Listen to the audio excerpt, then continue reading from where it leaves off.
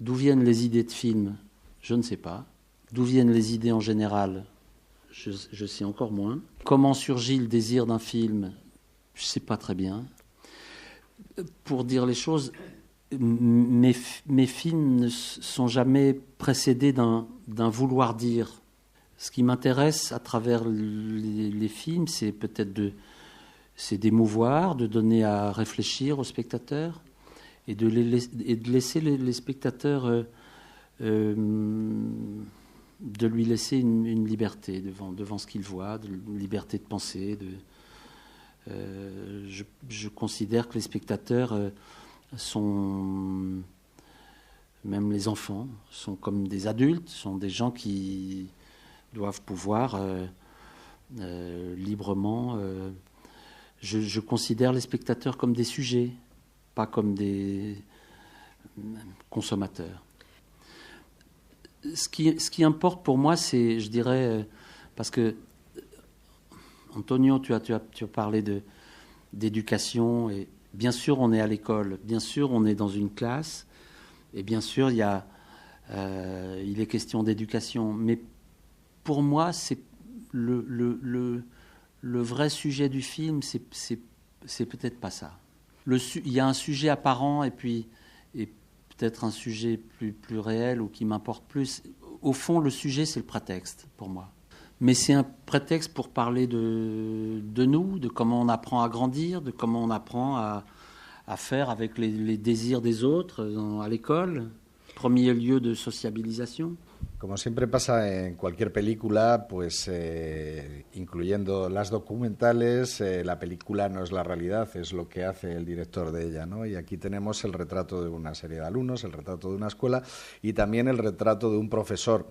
Un retrato que ha creado Nicolás y que no tiene que concordar exactamente con cómo es el profesor en sí, ¿no? Vemos que es muy didáctico, enseña mucho, pero efectivamente está detrás ese carácter rígido que no deja pasar una y que quizás se reveló posteriormente cuando la película fue un éxito, obtuvo muchos premios, se estrenó en salas de cine no solo de Francia, sino de muchísimos países y no sé si saben pues que finalmente el profesor puso una serie de pleitos contra la productora de la película para defender sus derechos de imagen e incluso para intentar obtener remuneración como coautor de la película en cuanto pues él ponía pues su actuación y también sus palabras, porque también Nicolás trabaja con poco guión y bueno, todos estos pleitos en los tribunales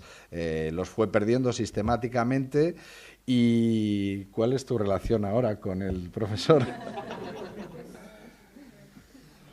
Je ne l'ai jamais revu depuis. Je ne l'ai pas revu depuis la sortie du film, ou plutôt, il a fait un petit peu de. On a fait un peu de travail de promotion du film au moment de sa sortie, en fin août 2002. Jamais revu. S'il y a eu une réunion chez un avocat pour essayer de trouver un accord, il ne m'a pas regardé. Il regardait. C'était très, très étrange. Sauf cas particulier, je trouve que le cinéaste n'a pas à payer les personnes qui sont filmées dans le cadre d'un documentaire. Parce que sinon, vous introduisez une relation de subordination avec les gens que vous filmez. Alors ça, c'est une scène, j'ai commencé à filmer Olivier et le maître en train de parler. Le maître m'avait dit... Il faut que je parle à Olivier parce qu'il est scolairement très fragile et c'est important que je vraiment le booste pour que je le booste pour qu'il vraiment qu'il travaille jusqu'au dernier jour, etc. Donc je vais lui parler un peu à part. Et donc j'ai dit, est-ce que je peux filmer? Oui. Et tout d'un coup, pendant que je filme, au milieu de leur conversation, le maître demande à Olivier, et ton père, comment ça va? Mais je ne m'y attendais pas. Et donc je me suis trouvé moi-même pas du tout à mon aise en filmant ça. Et je me suis longtemps interrogé au montage avant de décider si je gardais ou pas cette scène, parce que c'est un moment fragile, pénible. Alors moi, c'est vrai, ces questions-là sont tout à fait importantes, parce que le documentaire, au contraire de la fiction, il est question c'est des vrais gens qu'on filme, hein, et donc ces enfants, ils ont grandi avec ces images d'eux que j'ai montrées à beaucoup de spectateurs. Et donc je pense que nous qui faisons des documentaires, on a une forme de responsabilité morale vis-à-vis éthique, envers les gens qu'on filme.